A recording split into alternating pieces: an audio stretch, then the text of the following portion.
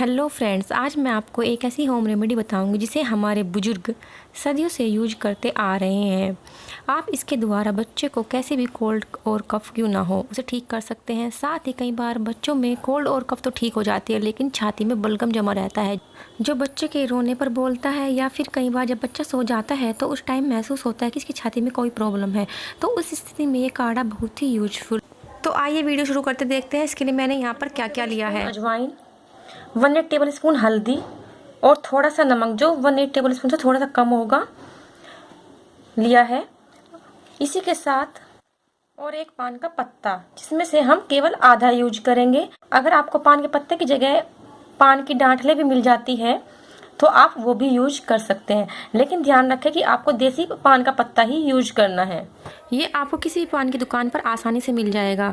नमक, इसमें आप कोशिश करें सींधा नमक या काला नमक यूज करें। अगर वो नहीं है तो आप जो भी नमक खाने में यूज करते हैं वो डाल सकते हैं, लेकिन सींधा नमक और काला नमक खाने में अच्छा रहता है।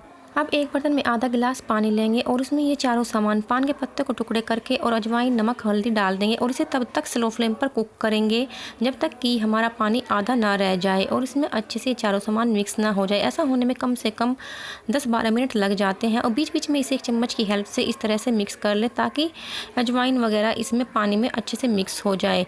और जब ये अच्छे से कुक हो जाएगा उसके बाद एक बर्तन में छान कर चम्मच की हेल्प से दबाते हुए छान ले, जिससे कि सारा एसेंस नीचे आ जाए और जो वेस्ट बचे उसे आप फेंक सकते हैं। ये काढ़ा 3 से 4 दिन आसानी से चल जाता है।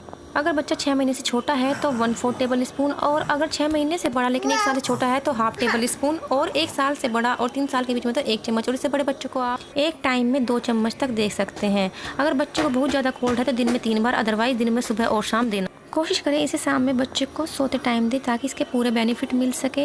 इसी के साथ ये ध्यान रखें कि देसी पान का पत्ता बहुत ज़्यादा गर्म होता है, साथ ही अजवाइन भी बहुत गर्म होती है, इसलिए सर्दियों में तो आप इसे बेझिझक यूज कर सकते हैं, लेकिन किसी और मौसम में इसे तभी यूज करें जबकि बच्चे की कोल्ड और कफ किसी और चीज़ से नहीं जा रही है। अगर बाई चांस बच्चे को इसका टेस्ट पसंद नहीं आता है तो आप इसमें मीठे के लिए मिश्री, गुड़ या बूरा मिला सकते हैं।